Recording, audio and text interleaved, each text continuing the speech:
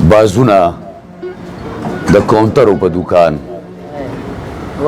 ساتل به مې بازونه د کاونټرو په دکان سو غله مې کېنولي وو د زرو په دکان کسابو ما جامونه مې د وینو بوی راتللو کسابو ما جامونه مې د وینو بوی راتللو خو پای مې خرڅول هم د ډمبرو په دکان دې ښار کې د خیرات زکات رواج نو ملګرو دې ښار کې د خیرات زکات رواج نو ملګرو روټۍ مې لټولې د نهرو په دکان او دې خلکو مننه عزتونه دیوالونو کې ساتل دې خلکو عزتونه دیوالونو کې ساتل دا خلک لوس لغړو د صادرو په دکان مننه دې خلکو عزتونه دیوالونو کې ساتل دا خلک لوس لغړو د صادرو په دکان او یو دو درې شعر نور چې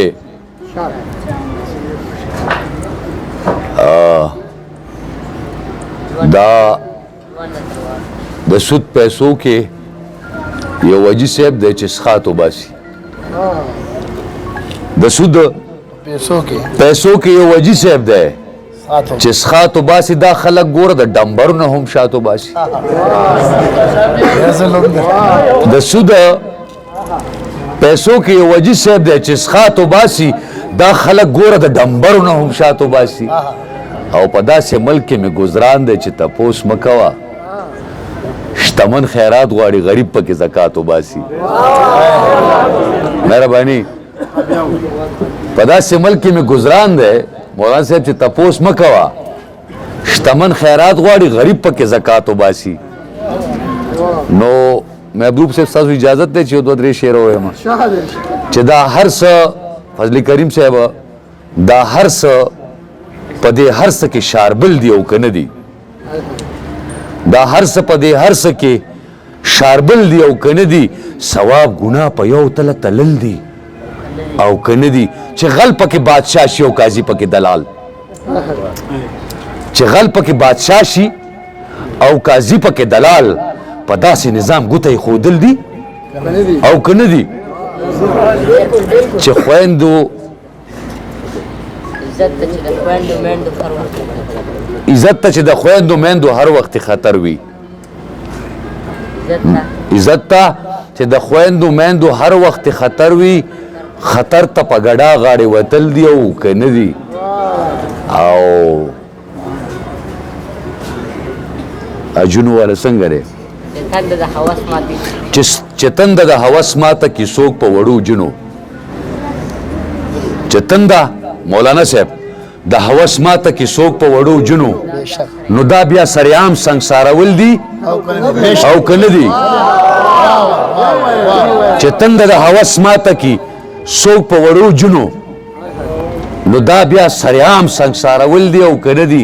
چې چرته شریعت جنونیت ګڼلی کېږي چې چرته شریعت جنونیت ګڼلی کېږي نو هلته یو خالد را پاسول دي او که نه دي چې کونډې پکې خرڅ کړي خپل عزت خپل ماشومان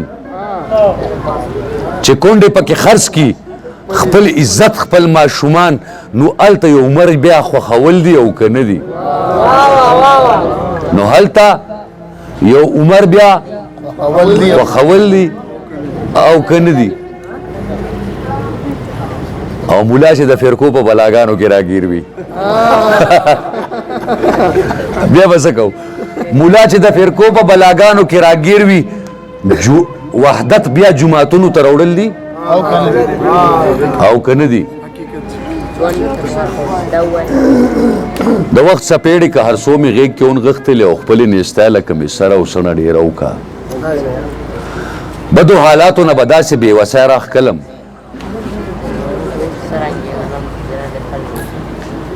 د وخت څپېړې که هر څو مې غېږ کې ونغښتلې خپلې نیستی لکه مې سره او سڼه ډېره وکړه بدو حالاتو نه به داسې بې وسی تېرولم لکه چې سرنګې غنم د جرندې پل نه وځي ضرورتونو هم بې ځایه رانه جبې وکړي چې چونګ وړه ونه خورم لپې لپې خاورې وخورم خو چې د معذورې لور ارمان رانه نیمګړی نه شي د خپل ویرجن داستان دا لنډه کیسه چاته وکم چې یوه ورځ خپله معذوره لور مې ښار ته بوتله د دم درود او د سختونو نه واپس چې راتلو هغې زما د لاس لستوڼی ما نه کلک ونیو بیا د دمګري نه چې څو قدمه مخکې لاړو نو په کړي کې ګرمې ګرمې پکوړې پخېدې لور مې اصرار وکړو چې ما له پکوړې واخله ما پې ځان غلی کړو د ډېرې تنګ دستی د وجې خو هغه لوږې ونیولې بیا یې ضد وکړو چې بابا ما له پکوړې واخله هغې په سپورو سپورو شونډو باندې ډېر وویل خو ما زړه کلک کو او بانه مې ورته ونیوله چې دغه مخکې بل دکان کې درله اخلم لورې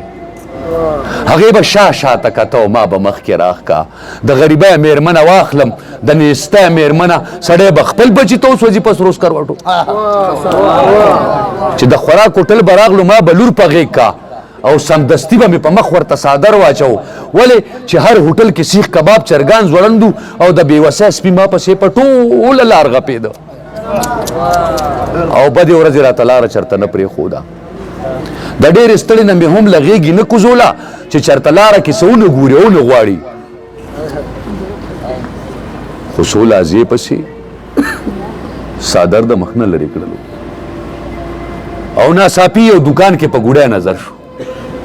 ویلې بابا ماله ګوډی واخله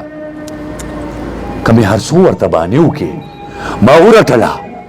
خو د خپل ضد نه غړېده بیا په سلګو شوه راته شوه معلومه چې مې نور پې باندې وس نه رسي څه په چلول مې تې د سترګو چشمې لرې کړلې چشمې مې ځمکې ته خطا کې ما پې خپه کېښوده چې په بازار کې بیا ګوډی ته چېرته ونه ګوري ما د دې ویرې د معذوري لور چشمې ماتې کې څه په چلول مې تې د سترګو چشمې لرې کړلې چشمې مې ځمکې ته خطا کې ما پې خپه کېښوده چې په بازار کې بیا ګوډی ته چېرته ونه ګوري ما د دې ویرې د معذوري لور چشمې ماتې کې بیا ما به سر که رانږدې ورته مې ښه وجړل چې درله اخلم که نه هغې وړو سلګو کې ویل ګوډی نه اخلم ما له چشمې واخله بابا ما له چشمې واخله ډېر ښه سره ډېر